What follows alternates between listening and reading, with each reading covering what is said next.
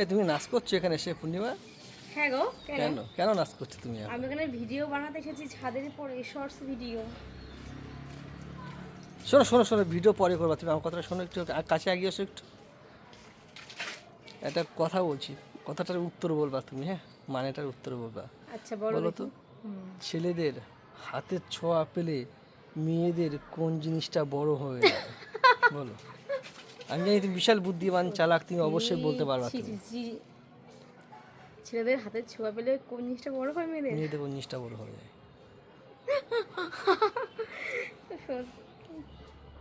হাতে ছোঁয়া পেতেই হবে, না হলে কি বড় হয় না? না না না, বলো।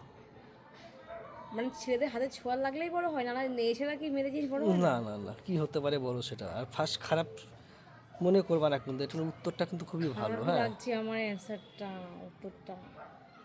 ভালো করে চিন্তা ভাবনা করে বলো তুমি। ছোঁয়া পেতে হবে, না নাকি বড় হয় এত না? কথা বলো, আমি তোমাকে বলছি, তুমি আমি উত্তর ভালো হবে, তুমি আমাকে সেভাবে উত্তরটা দাও, খারাপ প্রসঙ্গে নেবা না উত্তরটা ফার্স্ট। ছেলেদের হাতে ছোঁয়া পেলে কোন জিনিসটা মেয়েদের বড় হয়? হয় পারবো না, এত অসম্ভব কথা আমি বলতে পারছি না। তাহলে আমি মানেটা যাচ্ছি জানি, কিন্তু মানেটা আমি বলবো না। এটা ফেসবুক বন্ধুদের জন্য রইলো, ফেসবুক বন্ধুরা বলবে এই কি হতে পারে সঠিক। হাতে ছুঁলে কি বড় হতে পারে? পারছো না, এটা ফেসবুক বন্ধুদের জন্য থাকলো এটা।